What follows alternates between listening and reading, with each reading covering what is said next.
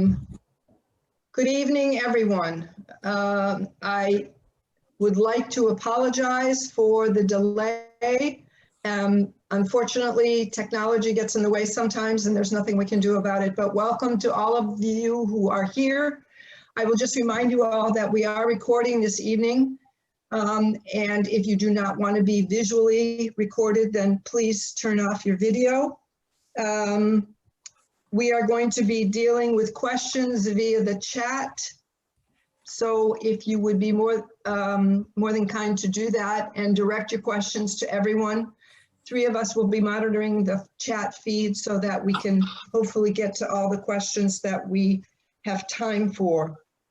The other thing that I would like to remind you is please turn off, please mute yourself. There's too many people to be able to deal with all of the comments. And finally, in the upper right-hand corner of your screen, there's a little indication for the view. Please put that on speaker view so that when the speakers come up, you'll be able to see those people and not all of the galley. Okay. I want to once again, thank everyone that's here. And just to give you a brief summary, the League of Women Voters is a nonpartisan organization having 2 primary roles. The first is in voter service and citizen education. We present unbiased information about elections, the voting process, and issues. Our second role encompasses advocacy. After League members become educated on issues and reach consensus on a position, we then advocate for or against those particular policies based on those positions. While the League holds many positions regarding social justice, tonight's program falls under our citizen education umbrella. There is much work to be done here on the Cape and in America regarding racial justice. Tonight's panel will help us to get a handle on how to begin on the Cape.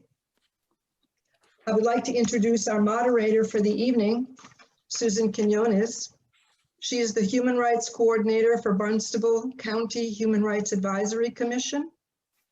In that capacity, she oversees the activities of the Advisory Commission and their committees.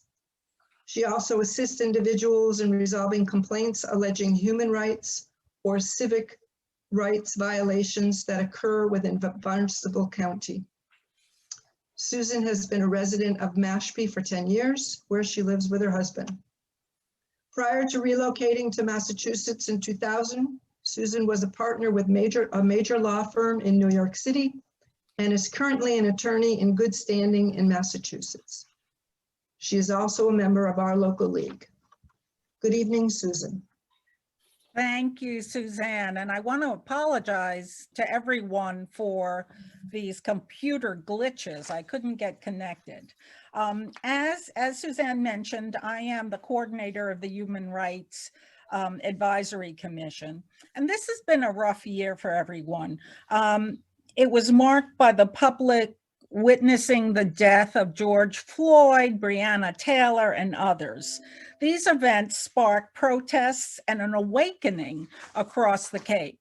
Additionally, the pandemic has heightened our awareness of health disparities, housing issues, and food insecurity within our communities. Public outrage has inspired activism. This panel will discuss how racism is experienced on Cape Cod and what you can do about it. We hope this discussion will be part of the impetus for change. And now I'd like to introduce the various speakers. I'd like to start with Councilwoman Deborah Dagwan. Good evening, everyone. My name is Dr. Deborah Dagwan, and I am currently in my 11th year as a town councilor here in Barnstable. I was a 6-year member of the school committee prior to running for town council. I have my career goals or experience has been as an educator. I first got hired at Girls Latin School in Boston when I graduated from the University of Maryland, where I got my bachelor's degree. I taught for 37 years. So I'm a retired teacher, however, doing some other things, staying very busy. And I live in the village of Hyannis, and I've been here for 40 years, and I've been married for 40 years throughout that. Very good, thank you. I'd like to move on to Eileen Elias. Eileen? Good evening, everybody. And I really appreciate everyone's flexibility this evening and staying with us. I am the chairperson for the Barnstable No Place for Hate. It's a relatively new program, just a little over a year old. And in that year, we have been quite active. What you will hear later is how we are addressing racism through youth perspectives. I am also a new member of the League and a member of the NAACP. My background, etc., everybody has in the biography, that statements that we've all made. Thank you. I'd like to call on Paul Thompson next, my friend and colleague. Good evening, everyone. I am Paul Thompson, Vice President at the NAACP Cape Cod branch, and I'm a member of the Human Rights Commission, also a member of No Place for Hate Steering Committee, and Martin Luther King Action Team. I come from Boston originally. I've been here about 11 years. I have a background in social work and education. I'm very pleased to be here with my colleagues and friends, new and old, and hopefully we can make some progress on this issue tonight.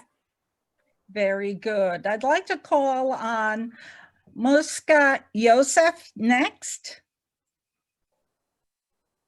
Good evening, everyone. My name is Muska Yosef, and I've lived on Cape Cod since I was 2 years old when my family escaped from Afghanistan and then planted ourselves in Eastham, of all places. I moved back to the Cape about 5 years ago to start my own law practice. I'm currently a member of the MLK Task Force in the Criminal Justice Reform Subcommittee. I also started the Access to Justice Subcommittee of the Barnstable Bar Association, and I'm a member of the Equity and Inclusion Subcommittee of the Barnstable Bar Association. And today I'm here to represent Amplify POC Cape Cod, of which I'm a board member. I'm so excited to be here and to listen and learn from the other amazing panelists, and hopefully we'll have a dynamic discussion about racism on the Cape. Thank you. Muska, thank you. Now I'd like to call on Reverend Williams. Good evening, everyone. I am very, very honored to be a part of this panel. I am a retired United Methodist pastor. I pastored at the Orleans United Methodist Church for 9 years, and I've been retired for 6 or 7 years. So I think that my affiliations, my current affiliations, can't be quite as illustrious and broad as my predecessors here, because I'm trying to be retired. But in my retired status, I am the convener of the MLK Action Team. Very, very glad that we have several members on tonight. And I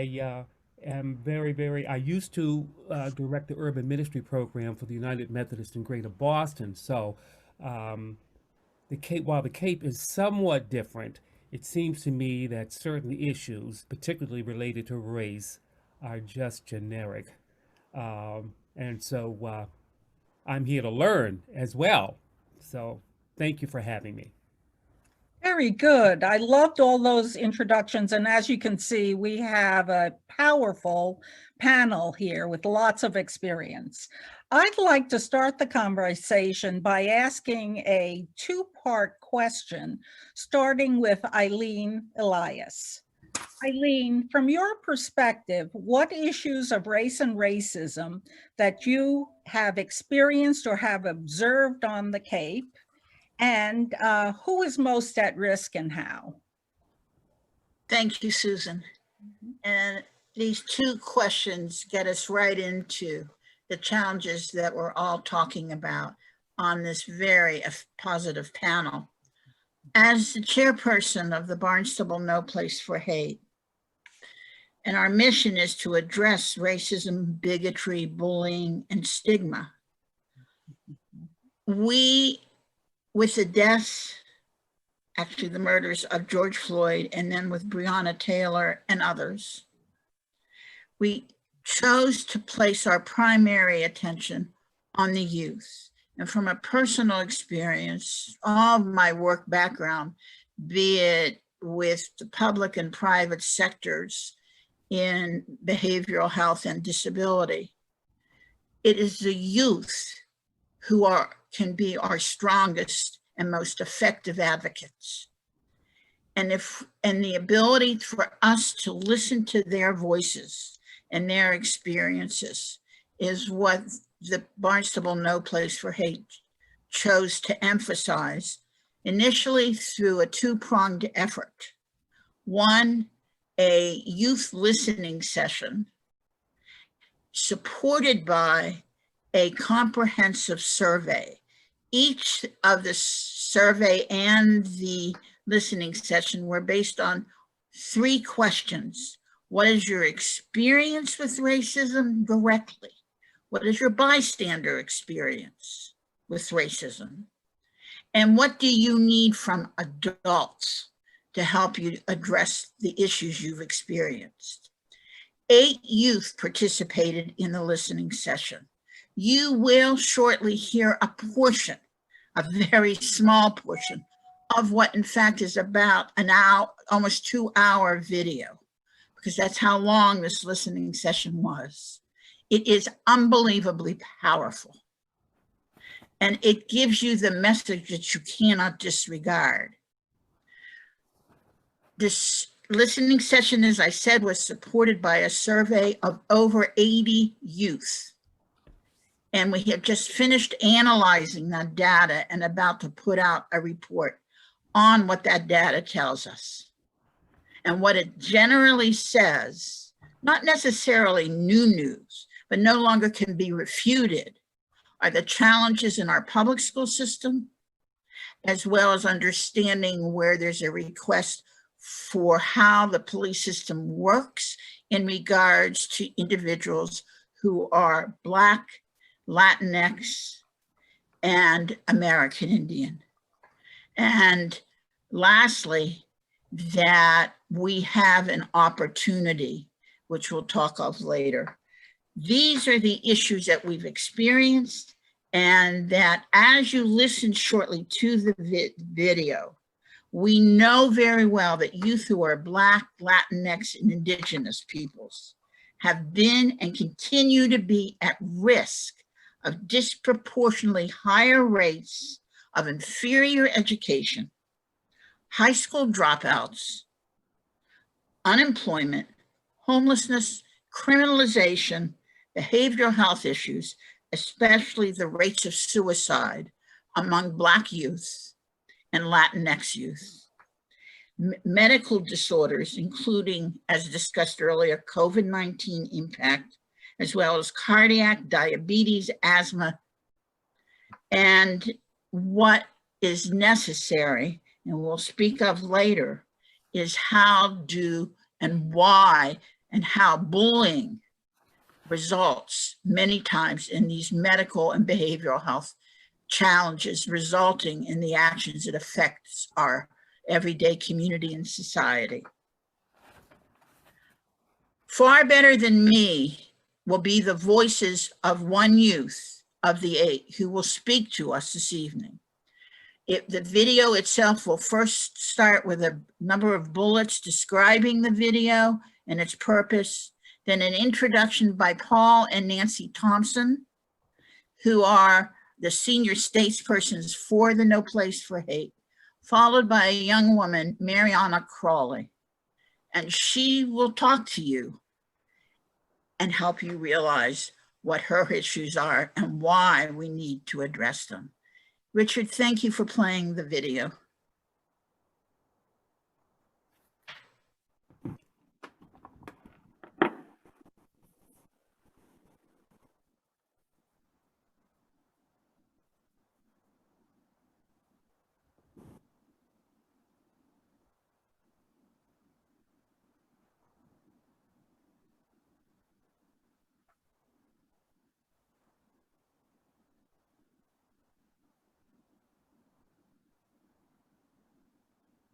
My name is Tamora Israel, and I will be your facilitator for this Zoom youth listening session on racism. The purpose of today's session is to understand the youth perspective on racism, why it's important for us, especially the youth, to hear from important people from the community like Nancy and Paul Thompson, senior statesperson representing the Barnstable No Place for Hate. Nancy and Paul? There's this old expression, out of the mouths of babes come certain truths. And that's, I think, what we need here. And that's maybe what we've been missing, that we haven't heard from or listened to the youth perspective. And so that's what we hope that we'll be able to do, and help that they'll be able to help develop an action plan that we can go forward and just see how much we can do to improve everyone's lives. Welcome to this event. As an ally, you can help to end this poison that we're living with in the United States of America. We're all the same. We all want the same things. We all love the same way. We all care about the same things. So I just want to say welcome to everybody and thank you for trusting us. For our people, our adults who are here, listen closely because they're going to look for some actions. Mm-hmm. And we're being held accountable. We're not just listening. And those of you who are with us need to start taking notes right away, because these young people are not just talking. They want to know what can be done. Thank you. Each speaker, starting with Marianne Crowley, will address 3 questions here today. What has been your direct experiences with racism? What has been your bystander experiences with racism? And what do you want adults to do to address your experiences? Our first speaker will be Marianne Crowley, a Barnstable High School sophomore. Marianne?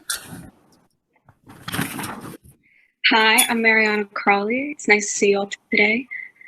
I am a Black, Brazilian, and white American girl. I've had many instances when it came to racism. One of them, actually, my class president said the N-word to me at lunch. And when I told him that that wasn't okay, and I explained to him exactly why it wasn't okay, he laughed in my face. I had non-people of color come up to me and try to compare their skin color to me and say that I'm almost as dark as you, or I am darker than you, which to most doesn't seem like a big deal, but it is a microaggression, and it invalidates my Black ethnicity. I was told multiple times that all lives matter, which most of you know is a phrase used as a counterattack on the Black Lives Matter movement. Or then people would say that they're colorblind or how they don't see color. It negates who I am as a person of color and proves that they are unable to recognize the struggle that a lot of people in diversities face. And it also, once again, proves the privilege that they have to not worry about race. Now, when it comes to adults, I don't think that they realize that racism is the same as it was back when they were younger. And the main core of racism is ignorance. Many of the instances that I've had to face when countering racism, it was from ignorance.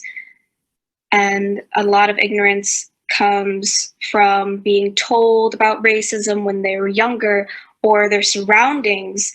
And if their parents are racist, they'll become racist. And that's just how it is. So if we go and we educate kids at a young age about racism, then they'll better understand it and probably grow up to not be racist. Thank you, Richard, for being able to put that short glance together. And as I earlier said, we chose youth because they are our future leaders and because they're experiencing racism. And if we're going to begin to turn anything around, we have to be able to understand their issues. And as you heard from Paul and Nancy Thompson, develop an action plan that I'll talk about later and how we will implement it. But for right now, that's 1 speaker out of 8. And it just gives you a touch. There's also, of the 8, one of the speakers who provided a poem. And the sadness about his poem and the beauty of it is how he feels that he is up against total negativity as he gets older and questioning what his life is about as a Black man. And we'll discuss that later. Thank you. Thank you, Eileen. I'd like to go to Councilwoman Dagwan now and ask her the same two questions. From your perspective, what are the issues of race and racism that you have experienced or have observed on the Cape? And who do you think is most at risk and how?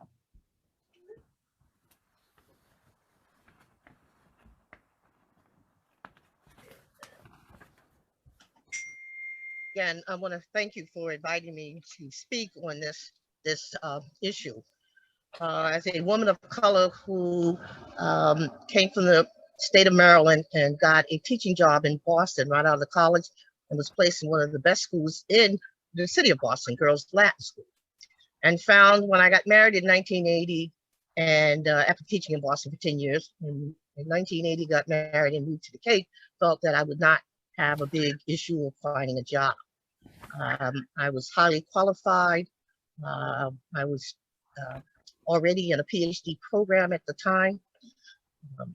And found that I applied in numerous schools here on the Cape, and many of them I did not get interviewed for at all. And those that I did get interviewed for, I was not hired.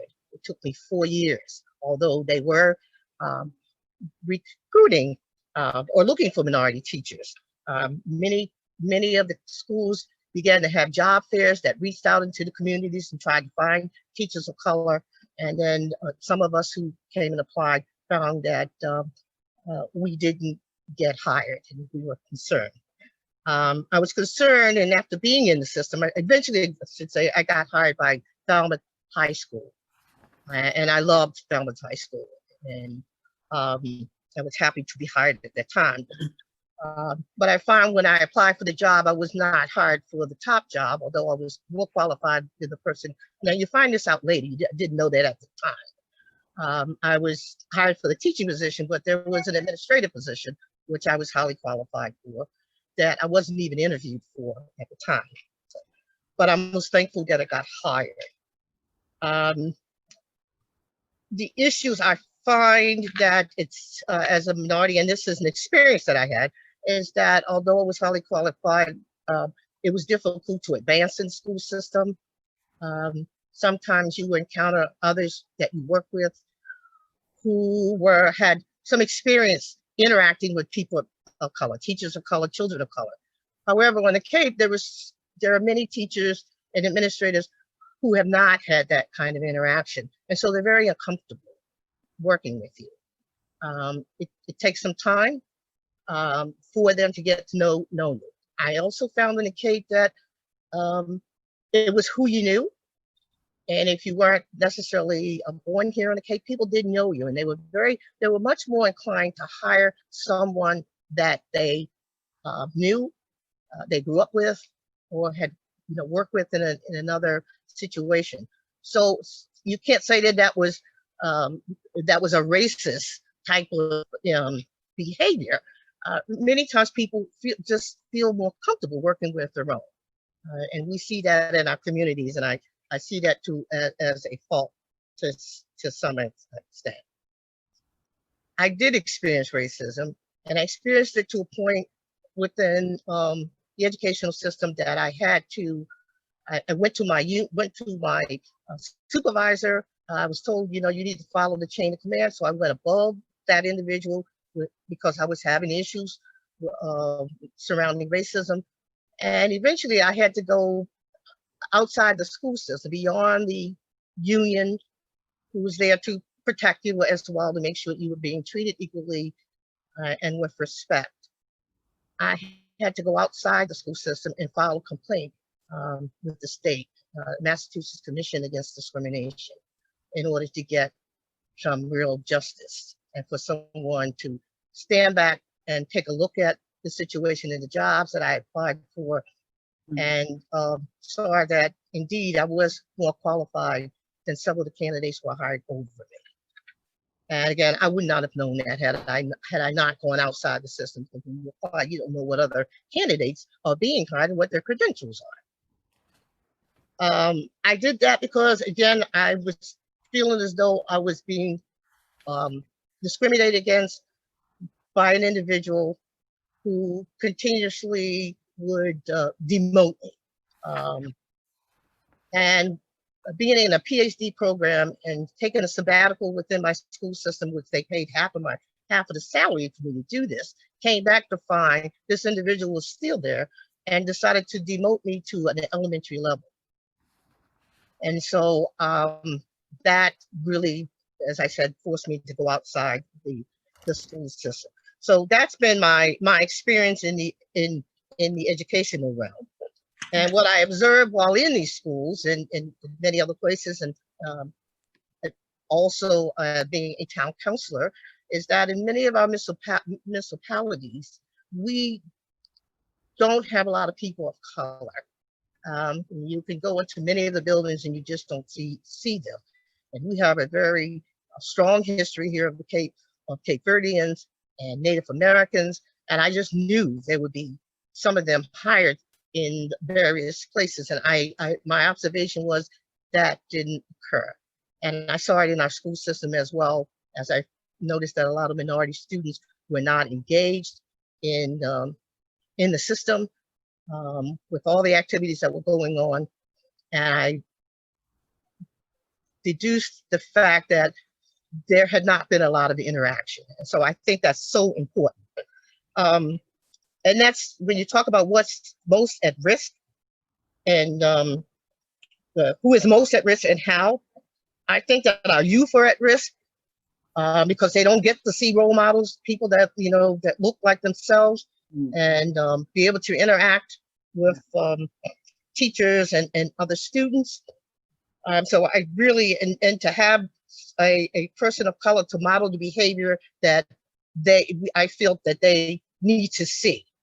Because a lot of the things that they see on TV and whatnot is where they're modeling their behavior. And so we need to have, it shouldn't be just somebody who's a rap singer or who's an athlete. There are so many more people out there with such values, our religious role models, our educational role models.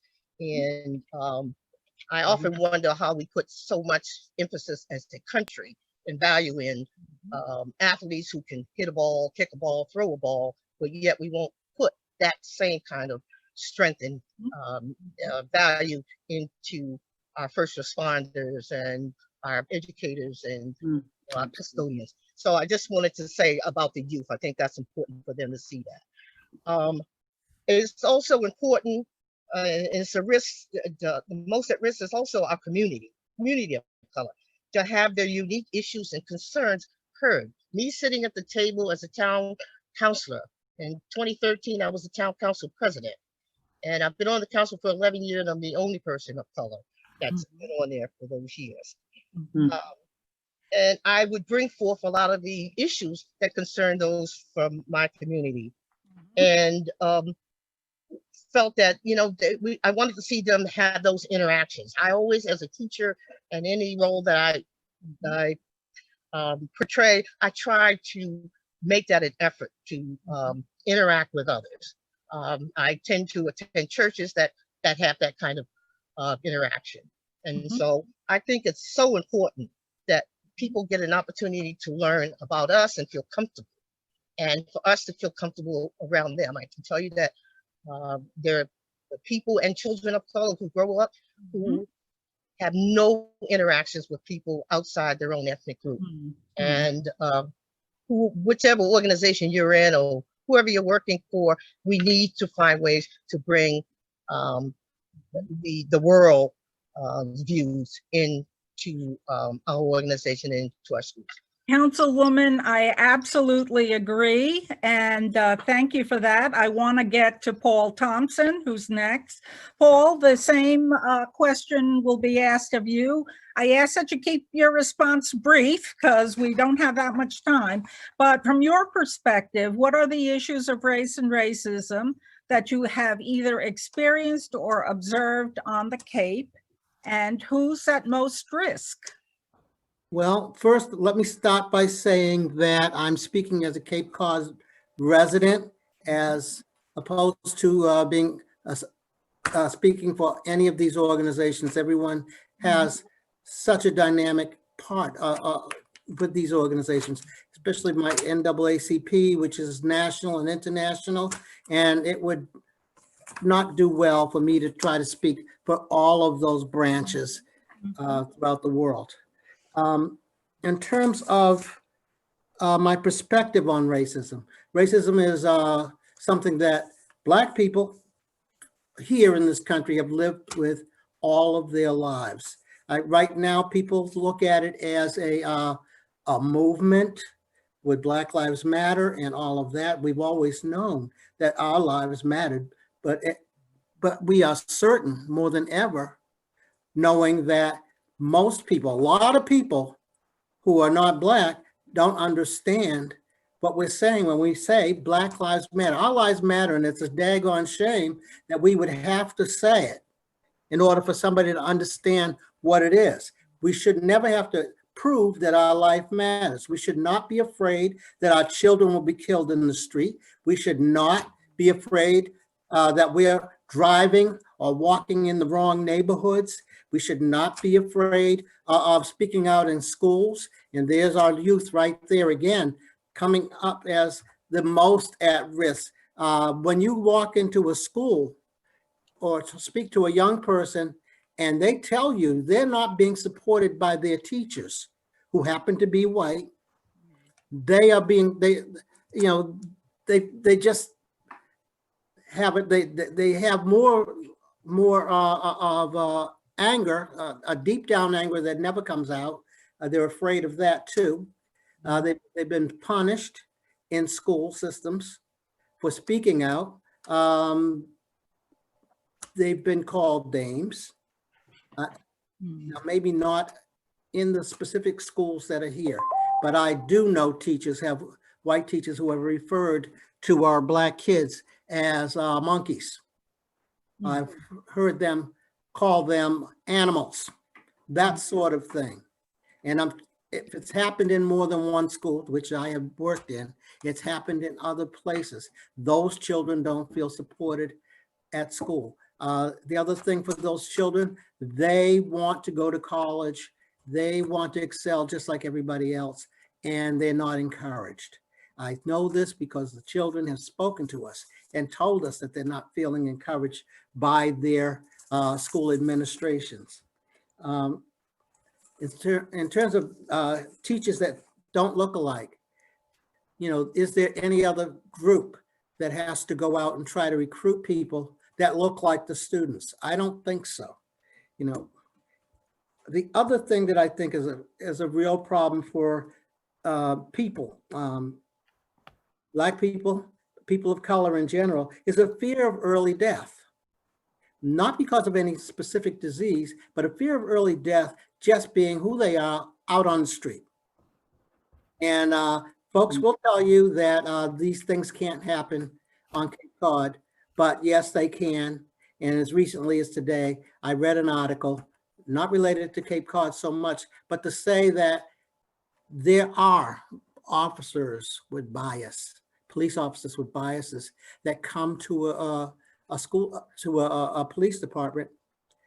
They're hired and no one takes any responsibility for who those people might have been before they got to the police department. That's another issue that I find important here. Another issue that I want to speak to is PTSD. And I'm not talking about the military. I'm talking about Black people in general. Our children begin to suffer from PTSD as early as 6 years old. When they go to school. Yep. Yeah. And we can't have that. It's been going on. It's not new. It's not new, and that needs to stop, and we need to figure out how to do something about that. Lastly, I would have to say that, excuse me, that, oh, I get a little choked up when I talk about these things. I'm sorry. But what we can do about it, I should mention that we can do this, what we're doing now, with a group of over 100 people talking about these things that are a reality. You know, making sure that when you walk away from this meeting, you'll be talking to each other. You'll be talking to people who weren't here. We know we have allies, you know, and that's a wonderful thing to have allies. Allies who will stick with us and get this message across for many years to come. Some semi-allies may or may not stay with us, but I have what I have to say to them is if they get tired of dealing with this or hearing about this or working on this, then thank you for what you've done and goodbye, you know, and that's my feeling on the whole thing. Thank you. Oh, I was going to say, thank you, Paul. I think you brought a whole different dimension to this, to the discussion, because I certainly had never thought of PTSD. But I'd like to move on to Muska now. You've heard the two questions. What's your perspective on issues of race and racism that you've either experienced or observed on the Cape? And who do you feel is most at risk? Okay, so for me, I feel like racism on the Cape has been a shapeshifter. It's really taken on different forms as I get older. When I was a kid, racism on the Cape came in the form of, you know, teasing from other kids about, you know, the color of my skin, the texture of my hair, the size of my nose, the sound of my name. But it wasn't just the teasing that upset me from the kids. It was also just the silence from the adults in the situations.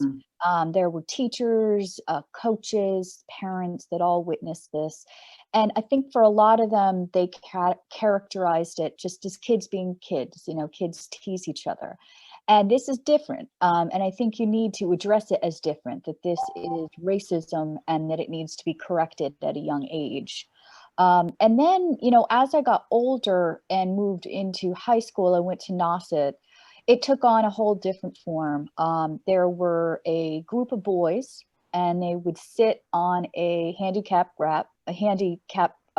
railing, and they would just, you know, throw racial slurs at me when I walked by. So a phrase that I learned very early on was a sand N-word, which is a derogatory phrase for Middle Eastern people. And it got so bad, anytime I had to walk by this ramp, I would panic, I would shake, to the point that if I needed to go by the ramp, I just started walking all the way across the building. So I'd cross by the, you know, go around the library, the history department, the English department to get to my class, just to avoid these group of boys. And these were the same boys that had, you know, Confederate flags that were on their pickup trucks. And everybody saw this again. And I think it wasn't, once again, it wasn't just the overt racism, it was the silence from the administration and from the higher ups that did nothing about it. And then once again, I think it was in high school where I even started to see racism seeping into the curriculum. And it was really sad for me. I was in, you know, the AP classes and I was expecting to get this amazing education. And I will never forget that when I was in my American history class, we were assigned a book by a Nobel Prize economist named Fogel. And the thesis of that book was that slavery wasn't that bad. You know, slaves were expensive and slave owners would never mistreat, you know, something that's such a big investment. And that was, you know, the AP class. And that was right in our curriculum, no questions asked. But I would say the incident growing up on the Cape that really sticks out in my mind as really egregious was 9/11. And 9/11 occurred when I was a senior in high school. And everybody knew that I was, I think, one of 2 Middle Eastern students. And everybody knew that my family was from Afghanistan. So it was a really rough time for me. And I remember pulling into the school, and the car right next to me, someone had written, "Kill the Afghans," in the back of his car. And I'm walking into school. You know, how am I supposed to focus on, you know, a presentation or a test when I'm walking into class seeing that? And I remember going to the principal at that time and saying, you know, something needs to happen. We need to have some kind of presentation so that kids know that Muslims, all Muslims aren't bad, and whatnot. And once again, nothing happened after that. Silence. There was never a presentation. And it wasn't till I went to college and I spoke to other Middle Eastern students that I realized that was very abnormal. And a lot of other Middle Eastern students and Muslim students in their high schools had people check in on them, you know, whether it was the superintendent or the principal, to make sure everything was fine. That never happened here. And, you know, so after high school, I went off to college. I went to law school. About 5 years ago, I came back to start my law firm here. And I'm sad to say that things are actually much worse. In my town, Yarmouth, just this past summer, nooses were hung up on trees. White supremacist flyers were posted about. And the general consensus was that the chief of police didn't prioritize this, didn't categorize this as a hate crime. And more incidents have happened this summer and the last few months. In Falmouth, a gentleman found KKK brochures in his mailbox.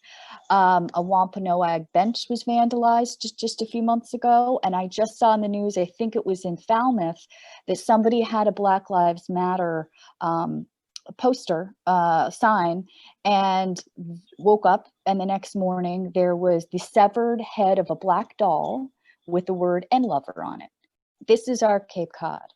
And I think the thing that has upset me the most is that I'm seeing this not just from kind of random people in the community. I'm also seeing blatant, overt racism from our local elected officials.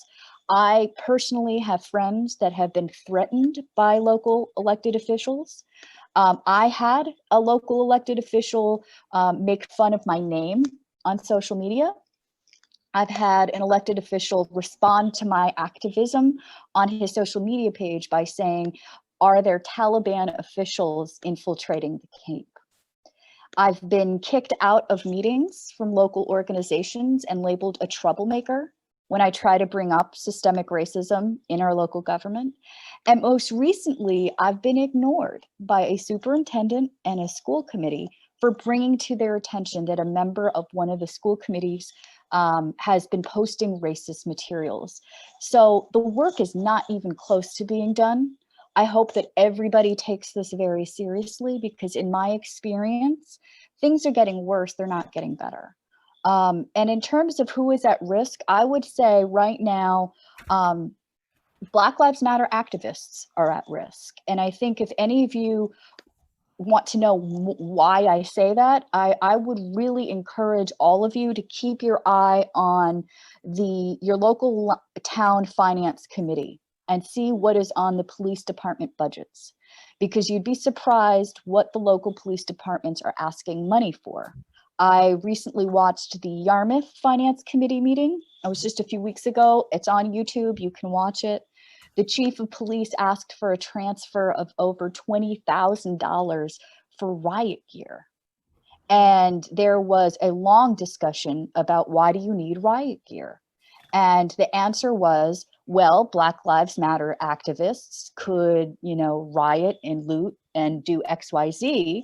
And that's ludicrous. When the question was asked, well, were there any incidents of this in the summer? The answer was no, but it could happen, right? And the irony being that the local police departments are asking us not to judge them based on the actions of a few bad apples across the country, but then they want over $20,000 for riot gear to protect themselves from us, even though there have been no incidences of riots or people lashing out at these Black Lives Matter events, but yet they're judging us for, the actions of a few bad apples out there. So I think right now, the people who are vocal, the people who are activists and out there really, really need to be protected, and they need to be protected in particular from the police, because I think the police have a idea that we are the troublemakers, that we are the violent ones, when all we're doing is asking for peace and for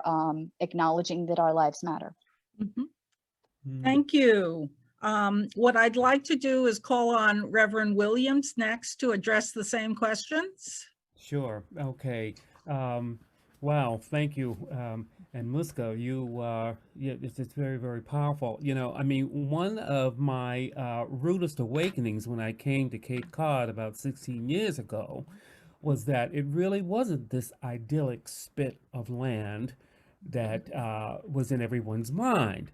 That there really was an underbelly to the Cape, and part of that was racism. I think when I was told that there are actually KKK chapters on the Cape in certain towns, I just absolutely recoiled in disbelief. I just couldn't fathom it. But what I observe even now is that we live apart. People of color and white people, for the most part, live in separate communities, and we just don't have very much sustained relationship with each other. And this is the same. This is the same for people who grew up here as well as people who have moved here from other places. They have come from very balkanized communities where they were in the majority, and they may have grown up with maybe one or two in their graduating class or whatever, but to have sustained relationships with people of color is, I think, very, very rare. Now, I don't know how that is going to happen with the economic situation that on Cape Cod. I mean, it is expensive to live here. And so, of course, that keeps Cape Cod, I think, to a great extent, overwhelmingly white. Even though I must say that I am encouraged to see some towns really, really try to achieve affordable housing, in their towns and so forth. But most contacts between white people and people of color here are with the seasonal workers. People who work in restaurants and the yard, who do yard work, painting, and that's not to disparage them at all. I'm just saying that most of their experience with people of color here are essentially, I think, to a great extent, low-wage healthcare workers. For instance, like people in the nursing homes, the orderlies, nurses' aides, and these are people who are, I think, the poorest among frontline healthcare, direct patient care of our population. White people have very little, here on the Cape, I think, have very little experience with or understanding of the social stratification of people of color. They don't know, for instance, a lot of middle class or upper middle class Black people don't have a lot of history where Black or people of color culture is concerned. But what they don't understand with in their relationship with the people who are taking care of their relatives, their parents, their homes, and so forth, is that these people are among the lowest paid. They are not only among the lowest paid, but they are also overwhelmingly people of color. The hospital cleaning staff, the janitors, the nurses' aides, the orderlies. They don't have adequate personal protective equipment, which places them at great risk. They don't often get the praise and certainly not the respect that those in higher positions, which, get. And that can lead to a feeling of being undervalued and can often make them feel resentful, so that they're often labeled as, angry Black people or angry whatever and so forth, not really realizing how particularly stressful it is when you are trying to make ends meet on salaries that are below the permanent living wage and try to pay bills, try to maintain the secure health insurance, feeling trapped in a very, very scary situation. And, the media coverage just doesn't often draw attention to, to these people. Now, I have to, I have to say that I have also experienced, racism myself. Uh, going into, going into a store or whatever, for instance, the attitudes that you get, which they're not palpable. You cannot essentially measure them. And if you said to anybody that this is really, really happening, oh, you're whining. I then, of course, can't always say that these people are being racist when they're being rude or dismissive when you come in, or whether they're just plain old maladroits. I don't always know that, but there is an essential fear, I think, that is at the base of this fear of blackness, fear of the other, that you really, really feel. Get followed around. And if they don't follow me physically, they're following me with their eyes. And I know that. And I must say that my antenna are out and I may be, super sensitive. But it's a reality. It is a Okay. reality. Yeah, what I'd like to do is actually get to some of the questions. I know there are people, these have been powerful, impactful stories. And I'm sure there are some questions out there from our audience. I'd like to start it off with a question that was submitted by Margot Critchfield, and it reads as follows. I'm a member of a number of social justice and/or political groups on the Cape that are disproportionately, if not entirely, white. We want very much to be allies and advocates for marginalized people, particularly women and children. How might I encourage or even recruit women of color to join these groups in a way that doesn't make them feel either like it's tokenism or like a perpetuation of the old white woman asking women of color to educate, help, and inform them? Alternatively, how might we get involved with social justice and/or political groups on the Cape that are led by and responsive to women of color, including Indigenous women? So who would like to take this question? I'm going to throw it out to my panel.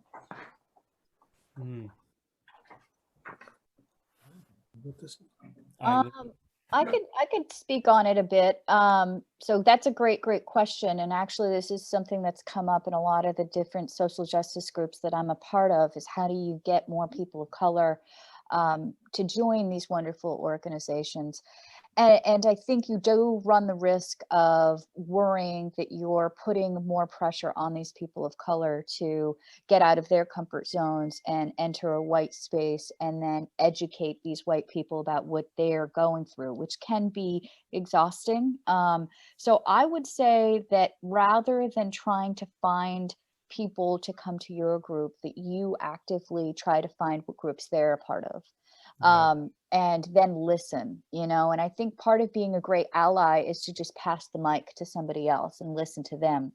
And there are several groups that I could give you recommendations that you could join. I think the MLK Task Force is a great way to meet different people of color. And there are several different subcommittees that you could join depending on what your interests are. I also think, the local NAACP is very active and has a very, very strong membership that you could join. And then if you're a social media person, I actually think, especially now with COVID, social media can be a great way to meet people. If you aren't already a member, you should definitely join the Love and Revolution Facebook group. It is a safe space where people can go and speak, and no one will ridicule you if you ask a question. So Love and Revolution is a great group to join. But there are lots of great places that you could go. There's also Cape Cod Voices, which would be wonderful because that's actually really run and managed by young women of color. So I think there are lots of great ways that you could go out and you put yourself into a situation where you might be the only white person there, and then just listen. Muska, thank you. I think what we're going to do is make sure that these resources are put on the League of Women Voters of Cape Cod's website so that people can refer to them. That was an excellent and very full answer. The next, I'm gonna actually rely on my other League of Women Voter colleagues. The next question is going to come from Karen.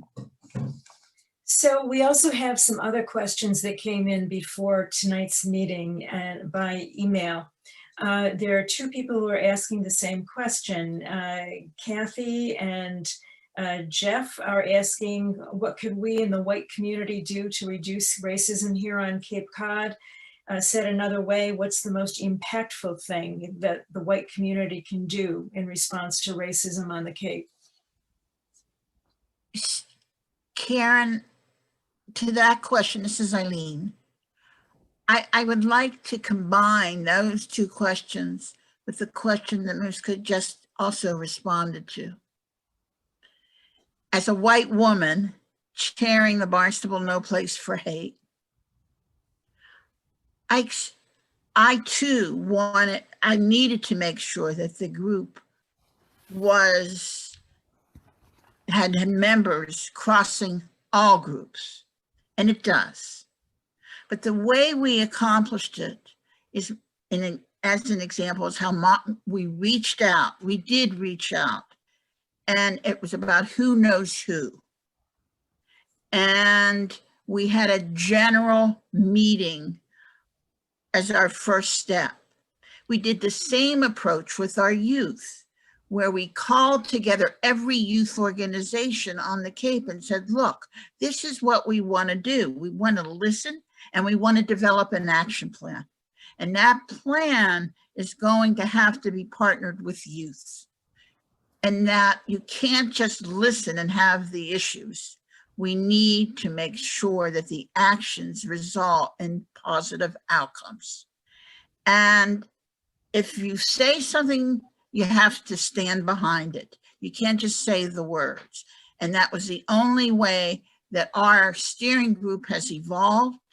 I have learned to listen more. I've always been a listener in whatever public health position I've been in. But at the same time, being able to share my perspectives and be respected and respect the other.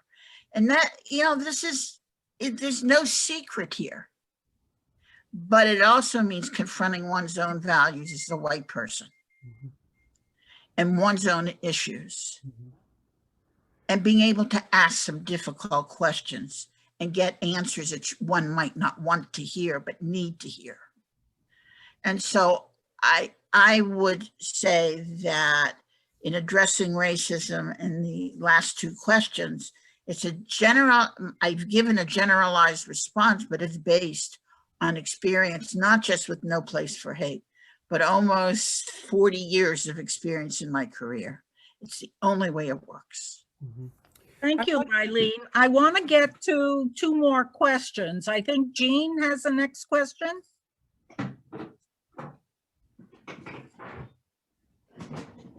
Well, there's a very few questions here. It's Karen. Yeah. Jean, am I talking over you? There are very few questions. There aren't questions in the chat right now. There is Karen, if you could please, let me see, there was one that was answered already, but if you could please go with the questions that were sent ahead of time, and I'll look for one All and right. jump in. I do see a question in the chat from Sheila Mulcahy. Jean, if you want to look at that one, and while you're looking at that one, I'm going to go to one of the other questions that was submitted ahead of time. This is from Isabel. As a white woman living in Falmouth, I'd like to better understand how we can help Black-owned businesses set up shop and thrive here. Okay, I see it. So I can tell you a little bit about Amplify POC. So that is a organization that was founded by an amazing woman named Tara Vargas Wallace.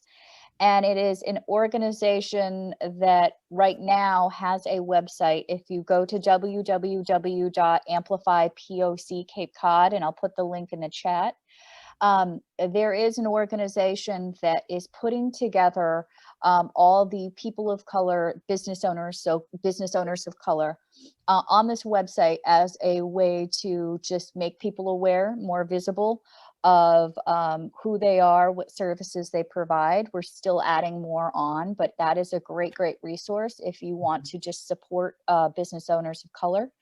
And down the line, we're going to be working on programming.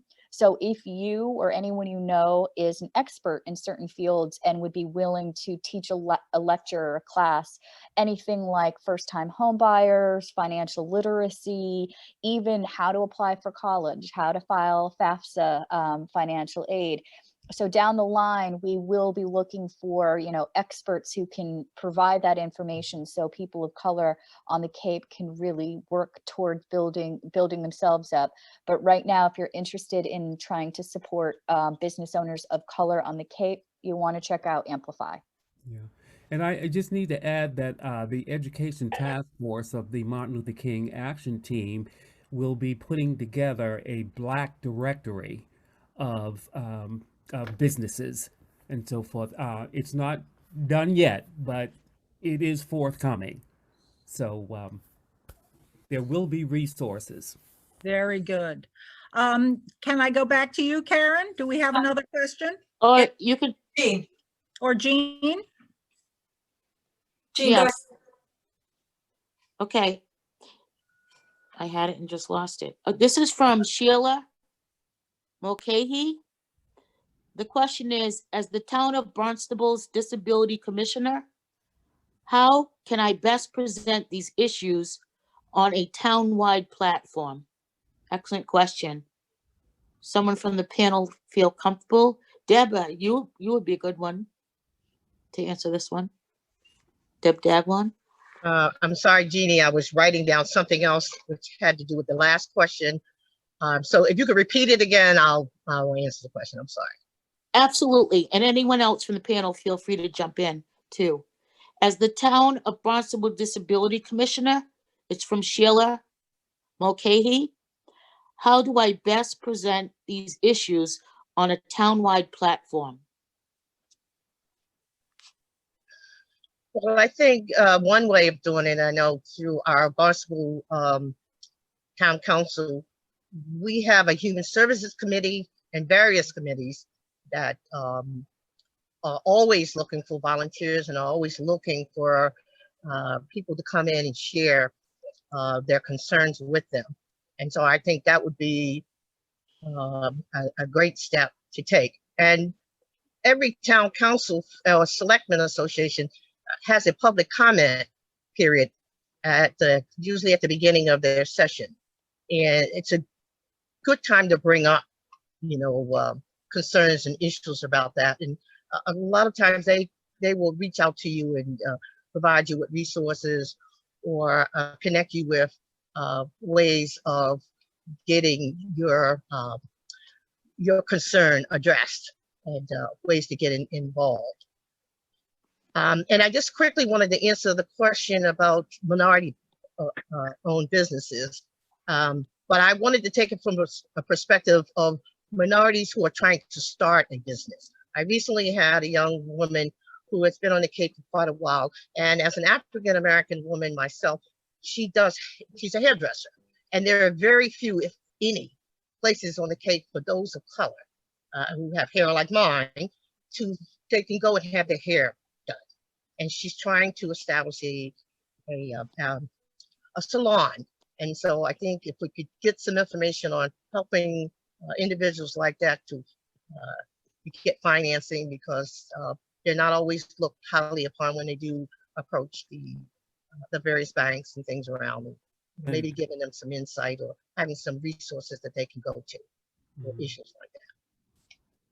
Susan, I just wanted to add about the disability, and I think that what Deborah recommended from the town council is really helpful. But also, one of the young men on the video that you have not been able to hear this evening has in fact a disability, as well as an individual LGBTQ and Brazilian and Black background.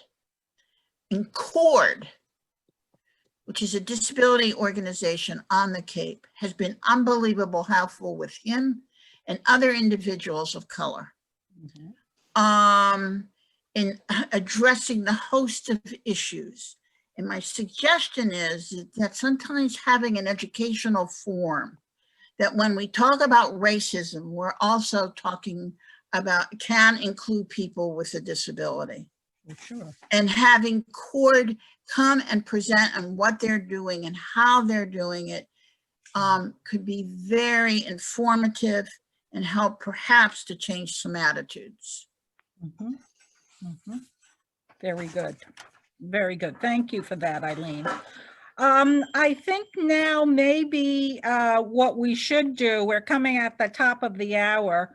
I want to thank all of you for your really thoughtful responses, and for the audience as well as the panelists. And now I'd like to just turn it over to Suzanne. I think at the end of this conversation, we've all come to the conclusion that we have just scratched the surface. We need to continue this dialogue. This should just be part one of a discussion that will lead to change and activism from all of us. So with that, I'm going to turn it over to Suzanne Brock. Thank you, Susan. And thank you all again for joining us this evening. I believe that the information regarding the recording of this program and the organizations that participated will be available on our website and hopefully via email if any of you are interested in receiving that information. I want to thank specifically Susan for her terrific job as moderator. And I would like to thank all of our panelists, Dr. Deborah Dagwan, excuse me, Eileen Ellis, Paul Thompson, the Reverend Wesley Williams, and Muska Yusuf. Nothing is solved immediately, particularly this issue that has been with us for far too long. The League of Women Voters is committed to continuing this discussion and being a part of a community collaboration and solution group. We all have a lot of work to do, and hopefully this particular forum got us started, but we have definitely a long voyage to take. So with that, I would like to once again thank everyone for participating and say good night and stay safe, all of you, in this COVID world that we're living in right now. Thank you.